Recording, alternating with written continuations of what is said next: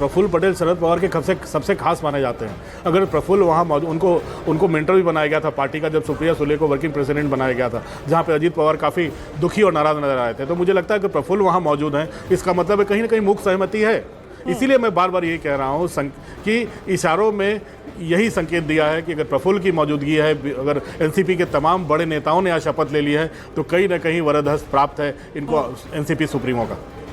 ठीक है, आप बने रहिए हमारे साथ। और इस बीच इस वक्त की बड़ी अपडेट हम आपको बता दें, शिंदे सरकार में अजीत पवार शामिल हो चुके हैं। उन्होंने डिप्टी सीएम के तौर पर शपथ ले ली है, यानी कि आज के बाद से महाराष्ट्र में 2 डिप्टी सीएम होंगे। शिंदे सरकार में अजीत पवार शामिल हुए हैं। अजीत पवार की बगावत के बाद एनसीपी में बड़ी टूट हो गई है, और ऐसे में क्योंकि लगातार दावा किया जा रहा है अजीत पवार की ओर से कि तमाम विधायक उनके साथ है, तो कहीं ना कहीं अब एनसीपी मुसीबत में पड़ती हुई दिखाई दे रही है। शरद पवार के पास सिर्फ और सिर्फ 24 एमएलए बच जाने का दावा किया जा रहा है, और ऐसे में अब कहा यह जा रहा है कि अगली लड़ाई जो होगी वो शरद पवार और अजीत पवार के बीच में एनसीपी के दावे को लेकर होगी। बिल्कुल, महाराष्ट्र की राजनीति से जुड़ी आज की ये बड़ी हलचल। अजीत पवार ने महाराष्ट्र की राजनीति में कुछ ऐसा कर दिखाया है जिससे आज सभी की नजरें यहां की राजनीति पर टिक गई। हमारे साथ में विक्रांत हमारे सहयोगी बने हुए हैं, अमिताभ जी हमारे साथ में बने हुए हैं, हमारे बाकी सहयोगी लगातार बने हुए हैं। विक्रांत का रुख कर लेते हैं। विक्रांत, ये पूरी तस्वीरें देखने के बाद एक जो चीज जहन में आती है, प्रफुल्ल पटेल का वहां मौजूद रहना, क्या ये शरद पवार की शांति वाली हामी तो नहीं है?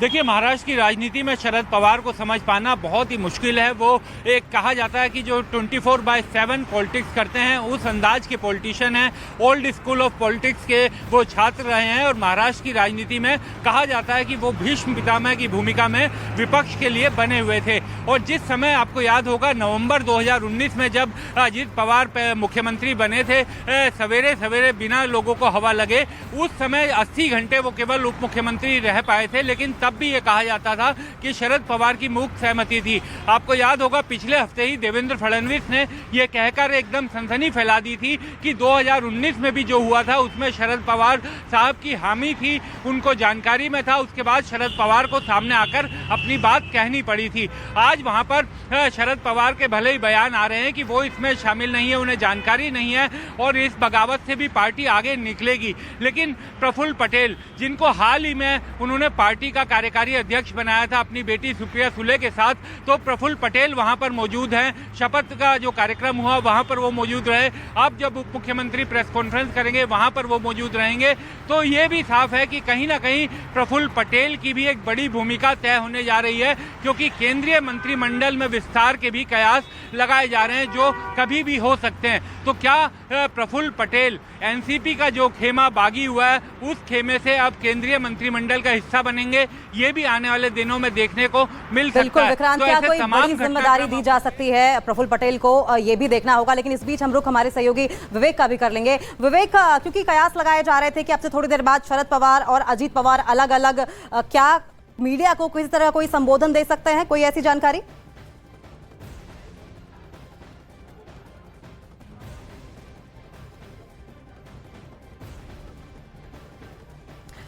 विवेक, क्या आप तक हमारी आवाज पहुंच पा रही है? और पहुंच पा रही है तो इस बारे में बताइए कि क्या अजीत पवार और शरद पवार अलग अलग मीडिया को कोई संबोधन दे सकते हैं, ये जो सियासी घटनाक्रम हुआ है उस पर?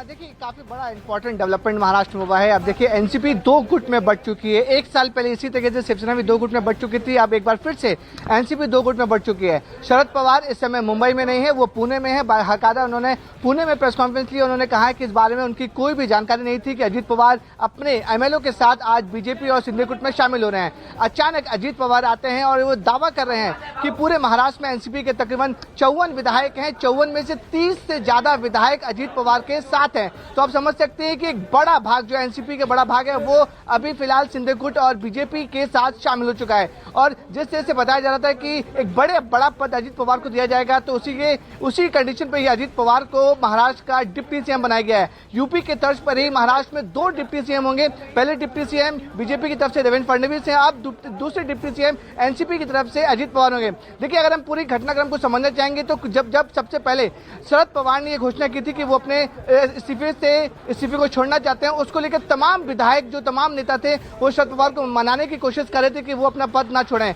सिर्फ अजीत पवार एकलौते ऐसे नेता थे जिन्होंने बोला था कि शरद पवार की उम्र हो चुकी है, अब उन्हें पद छोड़ देना चाहिए। तो कहीं ना कहीं अजीत पवार को लग रहा था कि उन्हें एनसीपी सुप्रीमो बनाने की जो चांस है वो काफी ज्यादा बढ़ जाएगा। लेकिन कुछ हफ्ते बाद जब शरद पवार ने एक बड़ा ऐलान किया कि एनसीपी में अब 2 वर्किंग प्रेसिडेंट होंगे, पहला उनकी बेटी सुप्रिया सुले, दूसरा प्रफुल्ल पटेल जो बड़े नेता हैं एनसीपी के। वर्किंग प्रेसिडेंट में भी उम्मीद थी अजीत पवार को, उनको शायद और ये जो उनकी उम्मीद थी वो कहीं ना कहीं विवेक टूटती हुई नजर आई, और उसके बाद ये पूरा सियासी घटनाक्रम हम लोग देख ही रहे हैं। आप बने रहिए हमारे साथ, लेकिन इस बीच एक बड़ी अपडेट की बात करेंगे। शिंदे मंत्रिमंडल में शामिल हुए अजीत पवार कुछ ही देर में प्रेस कॉन्फ्रेंस करने वाले हैं। ये इस वक्त की बड़ी जानकारी निकलकर सामने आ रही है, और लगातार हम कयास इस बात के लगा भी रहे थे कि क्योंकि अजीत पवार अब डिप्टी सीएम बनाए जा चुके हैं, एक बड़ा सियासी घटनाक्रम है, एक बड़ा टर्निंग पॉइंट है महाराष्ट्र की राजनीति के लिए। ऐसे में हम उम्मीद कर थे कि अजीत पवार प्रेस कॉन्फ्रेंस कर सकते हैं, मीडिया से बातचीत कर सकते हैं। और ये देखिए एक जानकारी निकलकर सामने आई है कि सह्याद्री गेस्ट हाउस में बैठक की जा रही है, और बैठक में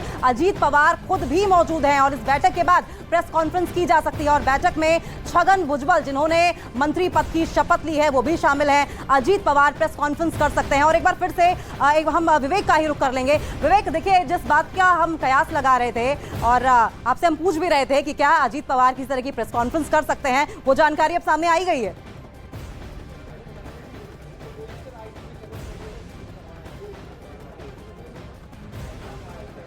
अपना सवाल फिर से दोहराएं आप। आज विवेक, हम लगातार इस बात का जिक्र कर रहे थे कि अजीत पवार हो सकता है कुछ देर में प्रेस कॉन्फ्रेंस करें। जानकारी आ गई है सामने, ये प्रेस कॉन्फ्रेंस करने वाले हैं थोड़ी देर में।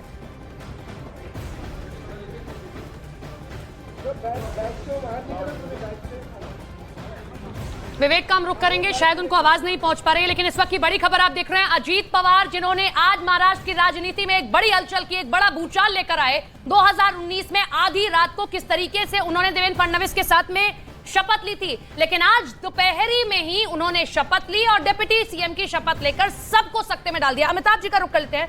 अमिताभ जी, अब सबसे बड़ा सवाल यह है कि जब हम देख रहे हैं कि बड़े बड़े नेता यहां दिखाई दे रहे हैं, छगन भुजबल यहां दिख रहे हैं, प्रफुल्ल पटेल यहां दिखाई दे रहे हैं, अजीत पवार यहां दिखाई दे रहे हैं, तो एनसीपी के पास बचा कौन? सुप्रिया सुले और 1-2 नेता। आगे का क्या फ्यूचर है एनसीपी का? देखिए, सारे मुझे लगता है कि एनसीपी के जितने दबंग और सारे बड़े नेता थे सब के सब इस शपथ भी ले चुके हैं, और मुझे लगता है कि शरद पवार का साथ भी छोड़ चुके हैं। वो अजीत पवार के साथ ही हैं। महाराष्ट्र की राजनीति उनको करनी है। तो इस पूरे की घटनाक्रम से क्या सबक मिला? जो पहला सबक है, हमारे सूत्र बता रहे हैं, वो पहला सबक ये है कि एनसीपी का जो इतना बड़ा सपोर्ट बीजेपी शिवसेना की एकनाथ शिंदे की सरकार को मिला है, वो विपक्ष की एकता पर बहुत बड़ा झटका है। क्योंकि जो एनसीपी का कार्यकर्ता है वो राहुल गांधी और कांग्रेस को लाइमलाइट में आने नहीं देना चाहता था, और महागठबंधन की जिस बैठक में शरद पवार लगातार वकालत कर रहे थे महागठबंधन की नीतीश कुमार के साथ, वहाँ राहुल गांधी को प्रॉमिस मिलना, मुझे लगता है वो एनसीपी उस एनसीपी को नहीं भाया है जो पिछली बार भी अलग अलग चुनाव लड़ी थी कांग्रेस के साथ।